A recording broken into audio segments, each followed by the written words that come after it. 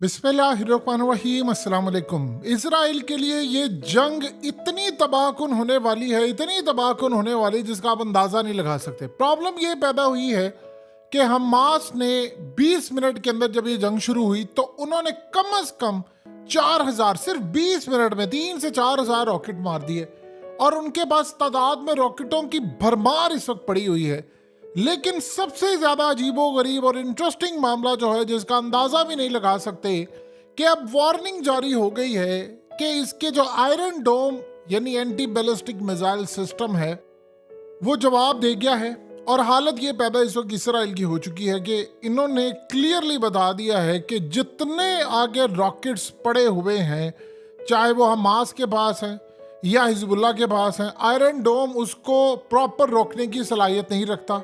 उनके असल में होता यह है कि आप एक तरफ से रॉकेट जब फायर करते हैं तो आपने उसको रोकने के लिए दूसरी तरफ से भी रॉकेट ही फायर करना होता है या मिसाइल फायर करना होता है या एंटी बैलिस्टिक मिसाइल सिस्टम जो है वो आपने फायर करना होता है ताकि आप उसको रोक सकें।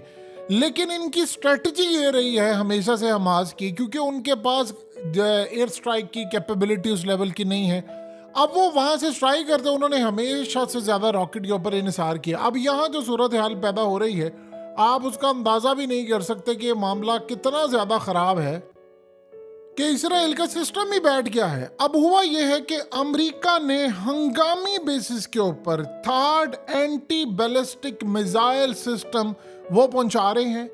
आप जानते हैं कि अमेरिका के अड्डे हैं सारे मिडिल ईस्ट के अंदर, और वहां पर जितने हमले हो रहे हैं और इसराइल के ऊपर जितने हमले हो रहे हैं उसको बचाने के लिए, उनको रोकने के लिए वो third anti ballistic missile system अब मंगवा रहे हैं और यहाँ पर मिडिल ईस्ट में इंस्टॉल करें, जिसमें वो इसराइल की भी मदद करेंगे, अपने आप को भी बचाएंगे, अमेरिका को भी बचाएंगे और पूरी तरह इसराइल को भी बचाएंगे। यानी आप अंदाजा कीजिए कि अब ये जो third anti ballistic missile system है ये बहुत ज़बरदस्त है, इसमें कोई दो राय नहीं, बड़ा अच्छा मिसाइल सिस्टम है। लेकिन ये कई जगह पर नाकाम हुआ। प्रॉब्लम ये पैदा हुई है कि आपका हर मिसाइल जो जाता है उस पर पैसा लगता है, आपने बनाया होता है। अब सबसे बड़ा जो मसला है कि अमेरिका उसके बाद पैट्रियट मिसाइल सिस्टम ये भी असल में यहाँ पर वो लेकर आ रहा है और वो कह रहा है कि इसराइल के पास गुंजाइश नहीं है। आप ये देखें कि इसराइल का जो आयरन डोम मिसाइल सिस्टम है इस दफ़ा उसकी एक्यूरेसी ठीक नहीं है। 70% के करीब उसने मिसाइल रोके हैं जो लो लेवल के हैं, यानी मिसाइल हम उसको नहीं कहेंगे, रॉकेट कहेंगे, रॉकेट रोके हैं।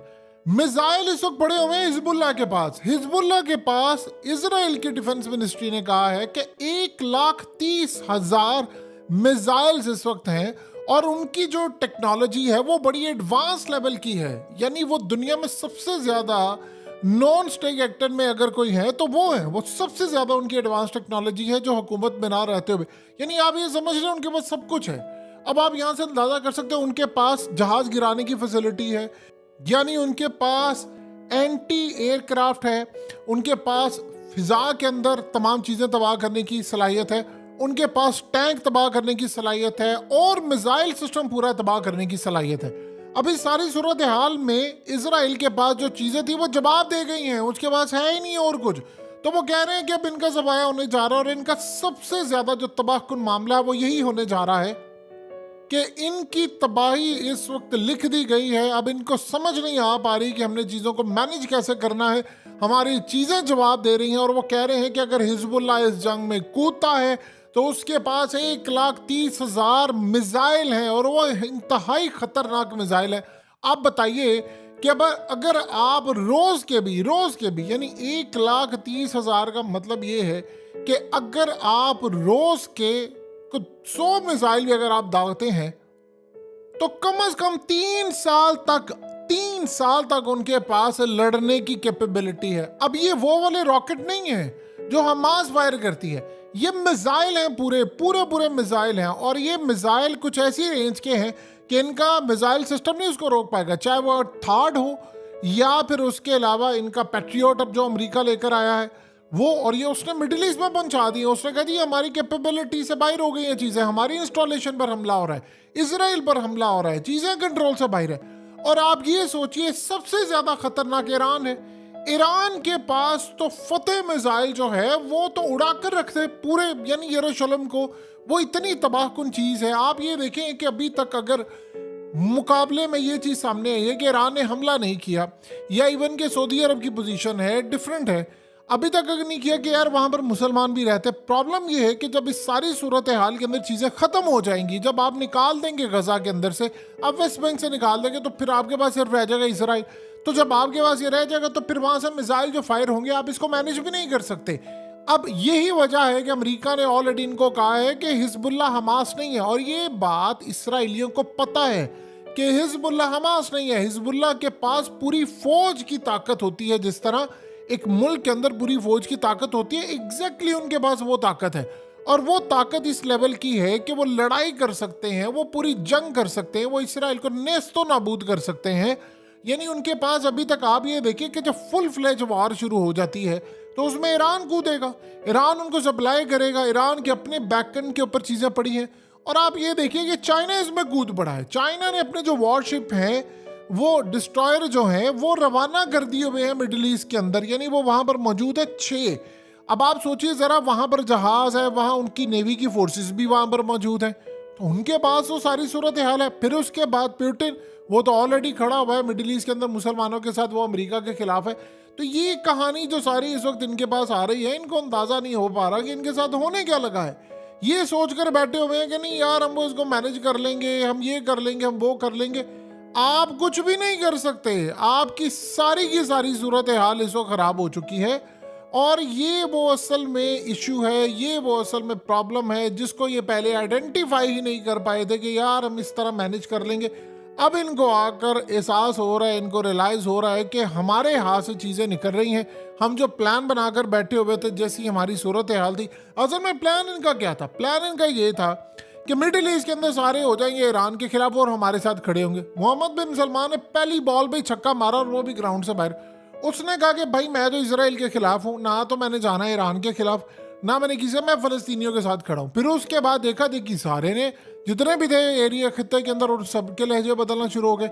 और फिर फ़लस्तीन के हक में पूरी दुनिया से जो सपोर्ट आना शुरू होगी, बावजूद इसके कि जो मुस्लिम ममालिक बड़े तगड़े हैं, जो सपोर्ट वहाँ से आनी चाहिए थी वो नहीं आई। यानी सऊदी अरब का बयान बड़ा तगड़ा आ गया। ईरान ने तो अभी आज उनके फॉरेन मिनिस्टर ने कह दिया, उसने कहा मैं आपको वार्न कर रहा हूँ, पहले अमेरिका को भी वार्न कर रहा हूँ कि ये जो जंग यहाँ छिड़ेगी वो तुम इसको बर्दाश्त नहीं कर सकते। देखिए इस खत्ते का जो किंग है, आप देखिए प्रॉक्सी का, वो तो ईरान है। और सऊदी अरब ने जो चाल चली है, आप उसका अंदाज़ा नहीं लगा सकते। यानी मोहम्मद बिन सलमान ने पहली बॉल पे जो छक्का मारा है, उसकी जहानत है कि उसने काम किया। उसने क्या किया? उसको नजर आ गया था कि यार ये जो ईरान की प्रॉक्सी है इस खत्ते के अंदर, वो इसराइल को नेस्तो नाबूद कर देगी बिल्कुल, और हमें अपनी पोजीशन बड़ी क्लियर करनी है। उन्होंने पहले दिन ही अपनी पोजीशन क्लियर कर दी कि भाई हम फलस्तीनियों के साथ खड़े, हम इसराइल के खिलाफ है। अब वो जो टॉक्स थी इसराइल के साथ, वो सारी खत्म होगी। अब हौसियों ने जो यहाँ पर हमला करना है, या ईरान ने करना है, या इराक मलेशिया ने करना है, या हिजबुल्लाह ने करना है, फिर ईरान आता है। अब छोड़ दें, अगर आप चाइना को भी छोड़ दें और आप रशिया को भी छोड़ दें, तो ईरान और उसकी प्रॉक्सी जो है वो इतनी खतरनाक है कि आप उनसे मुकाबला नहीं कर सकते। यानी अमेरिका, आप बताइए, अमेरिका ने आज तक कहा जी मैं ईरान पर हमला करने जा रहा हूँ, फलाना करो, ये करो, वो करो। आज तक उसने क्या किया? इसराइल ने जब तक उसके ऊपर, आप जानते हैं ईरान ने भी बहुत सारे बदले लेने हैं इसराइल से, और यही सूरत हाल है। अगर सऊदी अरब का इतना ही करना बड़ा है कि वो अमेरिका को कहते कि भाई मेरे अड्डे तुम्हारे लिए नहीं है, ठीक है, हमने इस जंग के अंदर नहीं कूदना, ये बड़ाई जंग है, यानी ये तुम्हारी जो जंग है अगर होती है तो हमने नहीं कूदा, हम इसमें कोई भी पार्टी नहीं बनेंगे, लेकिन हम फलस्तीन के साथ खड़े हैं।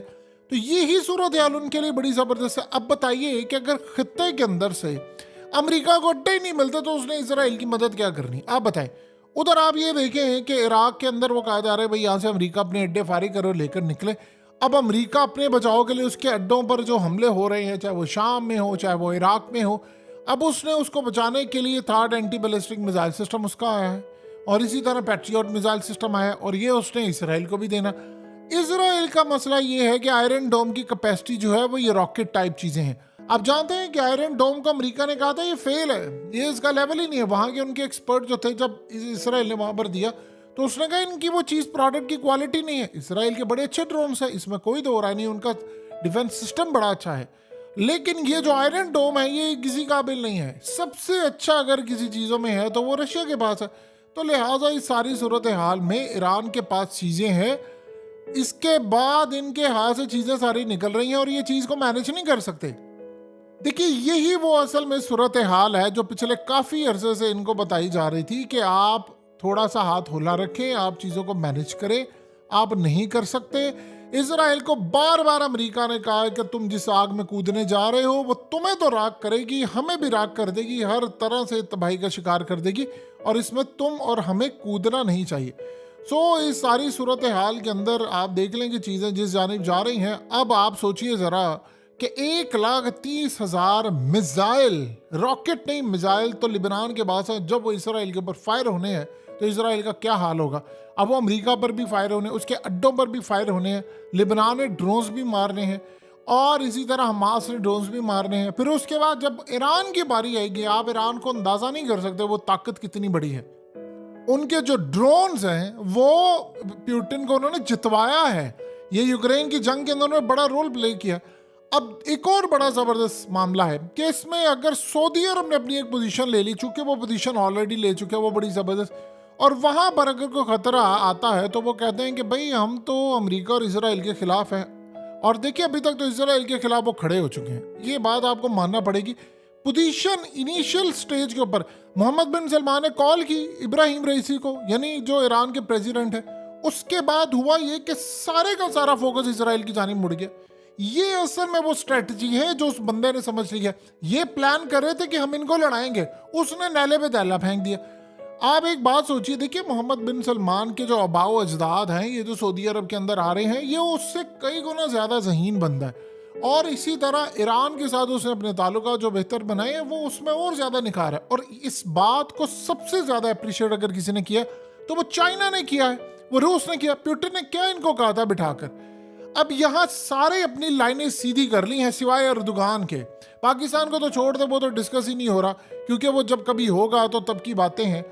अर्दुगान की लाइन रह गई है। एक वक्त ये था कि ईरान को और तुर्की को अर्दुगान ने कहा था कि भाई इस सारी सूरत हाल में हम मिलकर लड़ेंगे। फिर उसके बाद पुतिन ने कहा था सऊदी अरब को और ईरान को कि यार तुम्हारे कुरान मजीद में लिखा हुआ है कि तफरकाबाजी ना करो, अल्लाह की रस्सी को मजबूती से थामो। उन्हें कुरान की आयत का तर्जमा पढ़ के बताया था कि आप लोग ये करते क्यों नहीं। अब वो दोनों तो समझ गए, बीच में रह गए अर्दुगान साहब। उनकी पोजीशन ही वक्री हो गई है, उनको समझ ही नहीं आ रही कि मैं कहाँ खड़ा हूँ।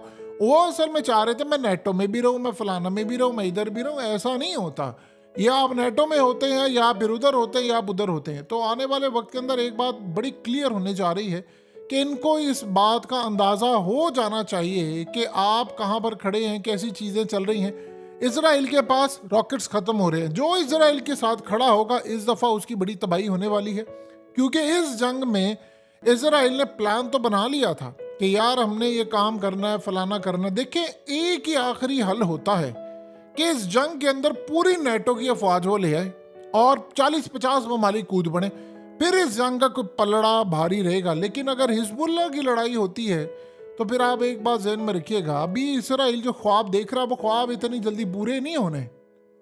हिजबुल्लाह का जो लेवल है उसका आप अंदाज़ा भी नहीं कर सकते। ईरान का जो लेवल है, रशिया का जो लेवल है, चाइना का जो लेवल है। और आप बताइए कल को अगर मोहम्मद बिन सलमान एक एक्स्ट्रा लेवल पर जाकर मजीद पोजीशन ले जाते हैं, इजराइल बर्दाश्त कर पाएगा? नहीं कर पाएगा। तो आप इस बात को अच्छी तरह समझ लें कि हालात बता रहे हैं कि इनका जो मामला है वो सारे का सारा तबाह हो रहा है। इजराइल के पास अब रोकने के लिए रॉकेट्स खत्म हो रहे हैं। तो जब रॉकेट है तो सोचिए 1,30,000 आ रहे हैं। चले 100 की बात छोड़िए, वो अगर रोज के 200 मिसाइल मारते हैं लिबनान वाले, या हो सकता है स्टार्ट के अंदर वो 1,000 मिसाइल डेली का मारे, फिर आप क्या करेंगे? आप उसको रोक पाएंगे? रॉकेट नहीं है, ये मिसाइल है। ये बड़ा इंटरेस्टिंग मामला होने वाला है।